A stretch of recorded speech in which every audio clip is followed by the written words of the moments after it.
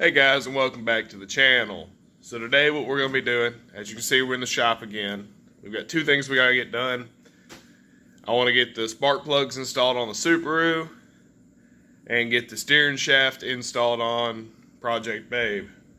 So that's what we're going to be doing today. We're going to throw the 4 spark plugs in the Subaru and see if that fixes my weird idling issue that I'm having. If not, we'll try something else later on down the road. And the steering shaft on Project Babe to see if that'll finally tighten up my steering.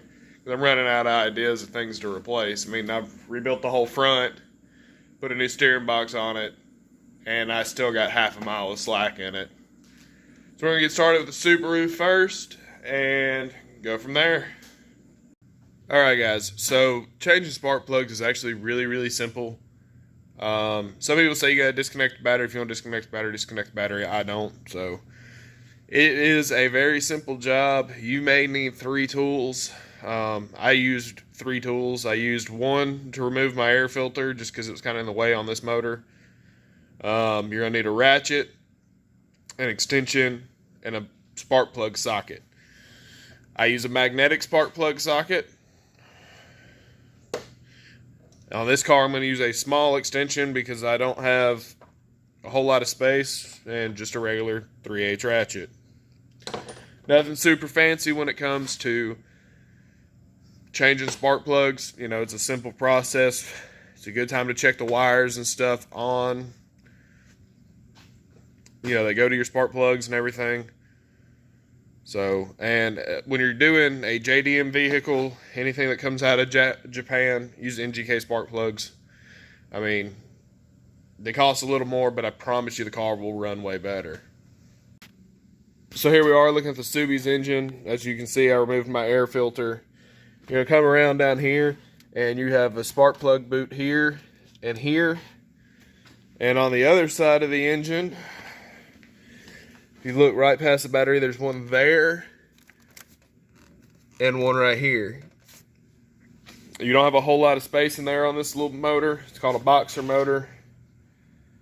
This is just a good time to check everything. Like, you ain't popped your oil cap in a while, and you know, you drive a Subaru, you might want to crack it, make sure that, yeah, see, we're good. We don't have any creamy, milky oil on there.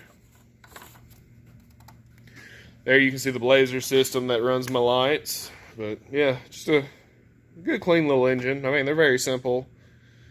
I'm going to get these spark plugs in and out, and we'll see what they look like. So I'm not sure if y'all can tell just how bad this spark plug really is. But it is bad, and it's a Bosch. It's a Bosch Platinum.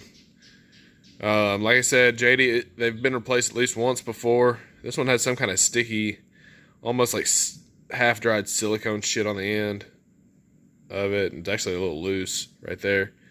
It's a Bosch plug, man. They're trash. I mean, Bosch plugs are trash in general, so that's where it's going. We're going to be installing these NGK Platinums. So, I'm sorry, NGK Iridiums. Much better plug. This car factory would have come with NGK plugs in it, so that's what we're gonna put back in it, and it should hopefully run a whole lot better because those were just pitiful. All right, guys. So we got these two this side in on the passenger side, and they were way worse than I thought. I'm gonna say that's probably gonna be most of our running issue is gonna be the spark plugs. I'm gonna get the driver's side done now, and we're gonna take it for a little rip down the road and see if that improves anything, or if it doesn't. Its biggest issue has been idling and rough starts sometimes. As bad as these plugs are, I'm going to say it was them. If not, I think the next thing we're going to do is replace the spark plug boots. And we'll just keep going from there and see if we can get her to run 110%. And it runs good. Sometimes it dies when it's just idling. And sometimes it's a little hard to start, but most of the time, as long as you're going, it's going. I mean, it doesn't miss or anything like that, but it's just a little rough. So we're going to get to doing, I'm going to do the side over here real quick, and then we'll take it for a test drive. Alright guys, as you can see, we got the entire Engine bay put back together. This side's done, that side's done. Air filter's back on. Made sure all the spark plug boots were put on there real good. I'm gonna cut the light out. Now, I guess the only thing left to do is see if we can get it to fire up and see how it runs. All right, here we go. Moment of truth.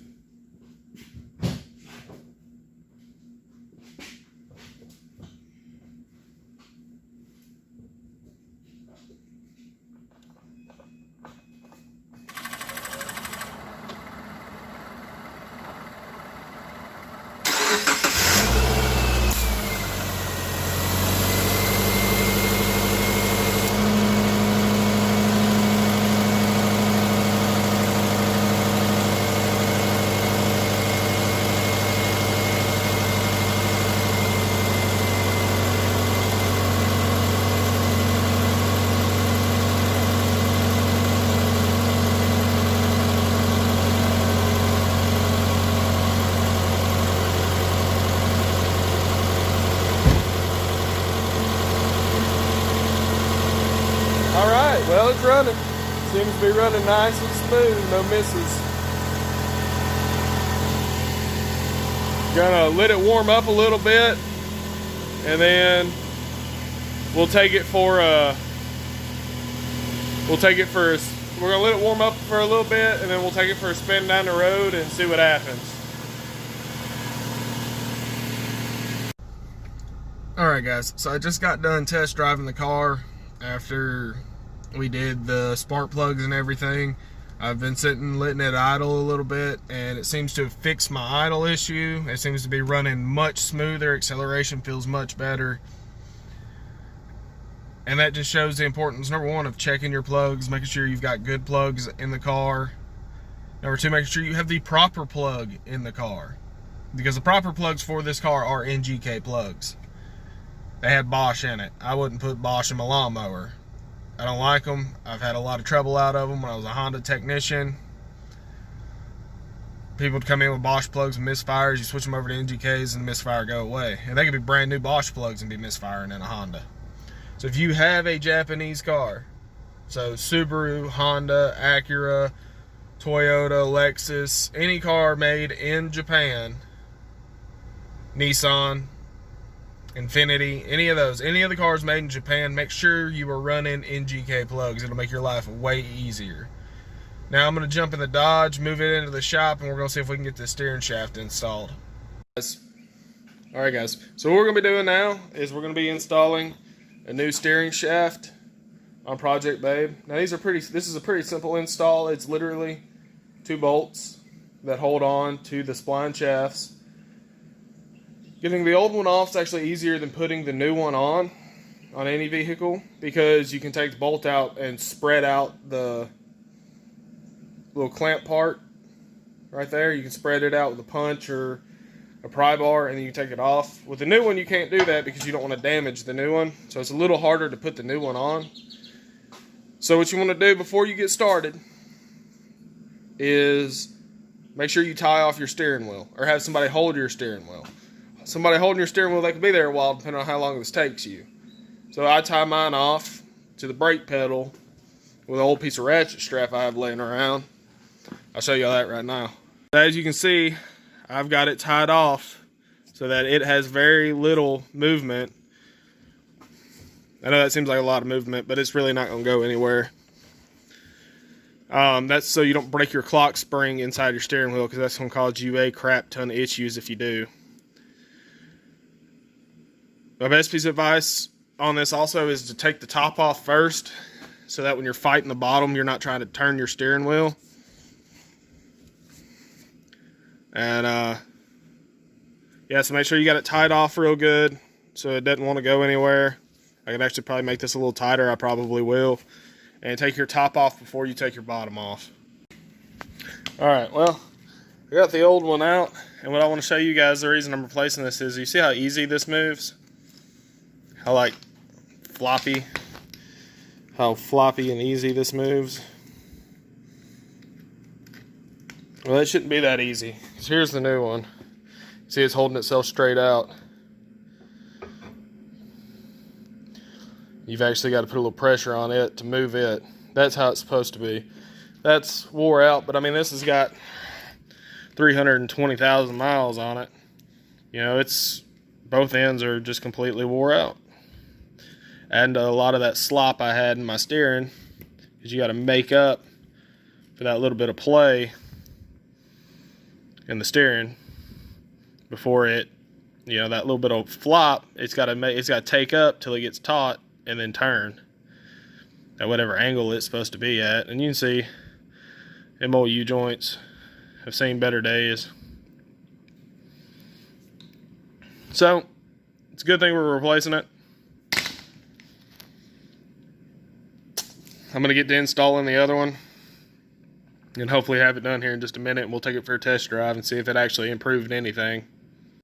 Well, they sent me the wrong steering shaft again. That's the second one I've gotten that's been the wrong one. And it sucks. The first one didn't extend like it was supposed to. This one extends, but not to the right length.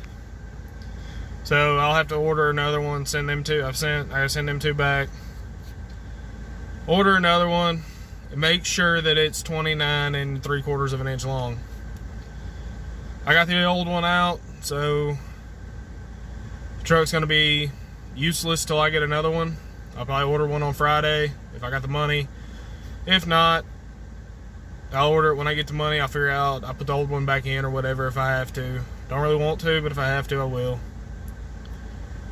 Just to make the truck where I can move it. But I want to thank you guys for watching. Remember to like and subscribe, and y'all stay frosty, and I'll see you next time.